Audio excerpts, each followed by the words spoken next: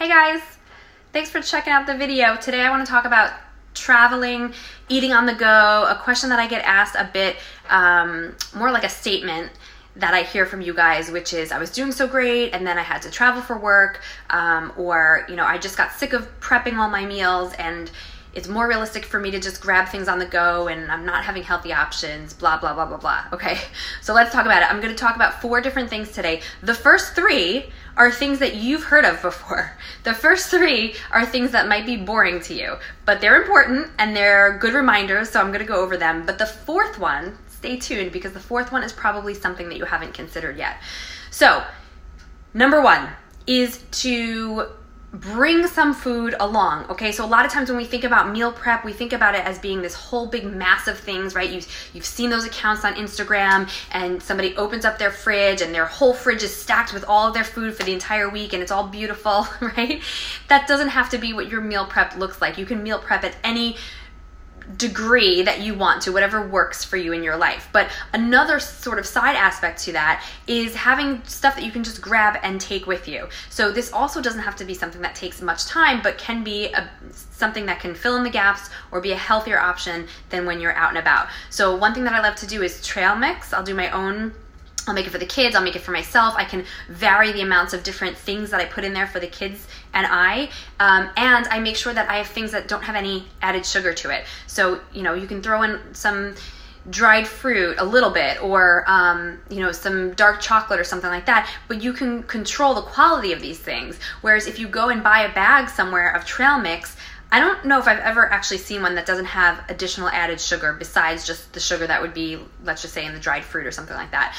Typically, if you're going to find a cranberry, it's going to have sugar added to that already within the bag. A lot of times they'll just add sugar on top of the whole thing anyway. So you're going to be able to, number 1, control what you put in it more if you do it yourself, and you'll also be able to save some money because you can buy a bunch of these things in bulk and sort of just put it together as you go. Okay, that's just one example, right? Trail mix. How about a protein bar? Sure, that can be a great option if you need to fill in the gaps or you're going to be gone for a long time. But just, again, quality. Look at the ingredients. Do you know what's in your bar? How many chemicals are in your bar, right?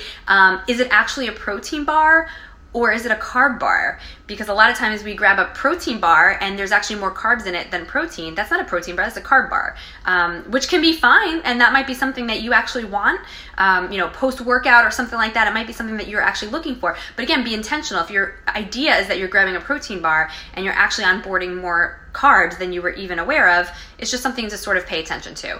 An apple's a great thing to throw in a bag, right? Some cut up veggie sticks will last a good amount of time, a few hours usually, depending on the temperature.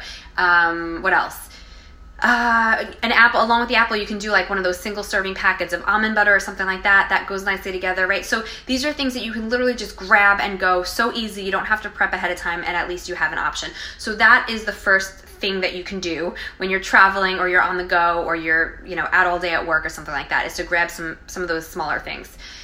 The second option is to just do the best that you can when you're someplace. And the best that you can is not always the most obvious. So a lot of times we'll think a salad is healthier than a burger, for example, and that's not always the case.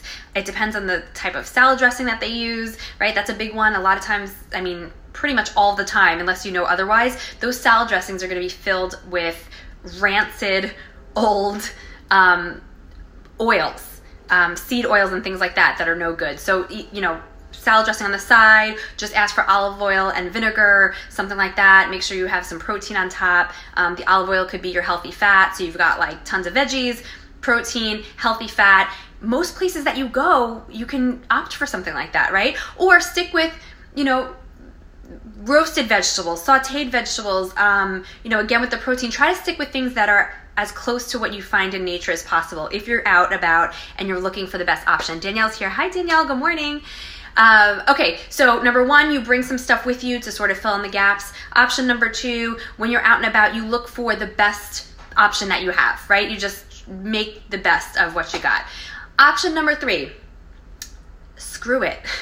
Eat whatever the heck you want to, okay? And this is good for a few different types of people. This is good if you don't travel all that much or you don't eat out all that much. If this is your first time in a restaurant since 6 months ago, chances are whatever one meal you have right now is not going to throw off all of your health goals. It's not going to throw off all of your body goals, right? And it might even just give you a little bit of peace of mind that you had some fun with your food. So this is good for you if you don't travel much, you know, all of that. And it's also good for the people who are very happy with their health and their body right now, and, you know, they're sort of just status quo, all is good. They'll be able to creep these sort of meals in a little bit more often.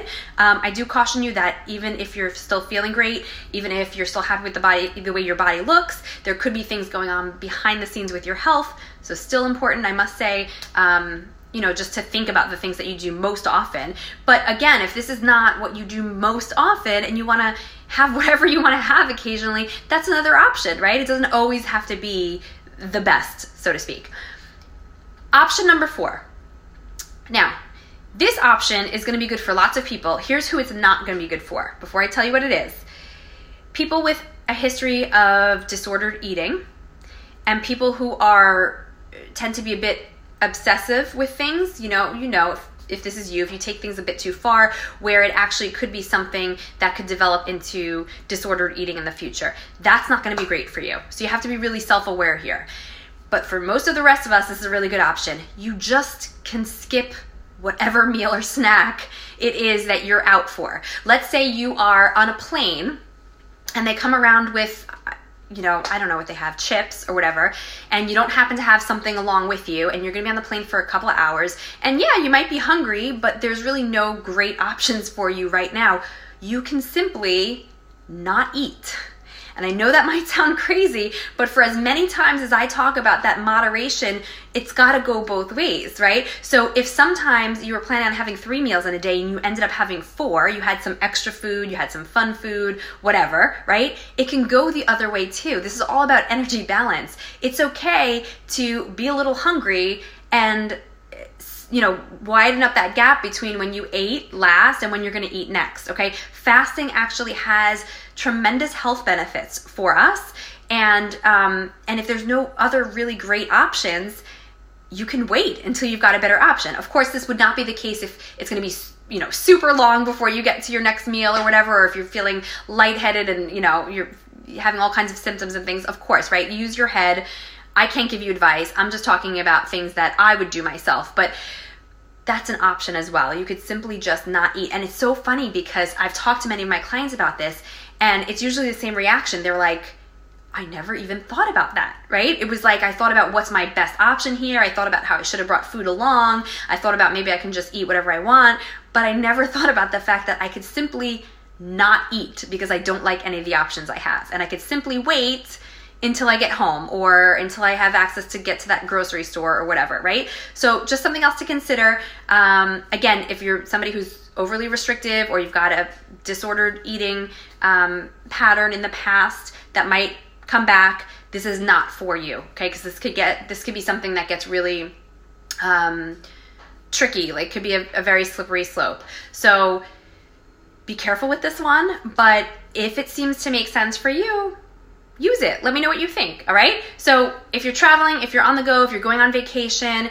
just think through these different options, bring food along, try to make the best choice that you can make in the moment, just say screw it and have whatever you want, or consider just not eating at all until the next time that you're gonna have, you know, a healthier option available. I hope this was helpful. If you have any questions or comments, leave them in the comments below. Bye guys.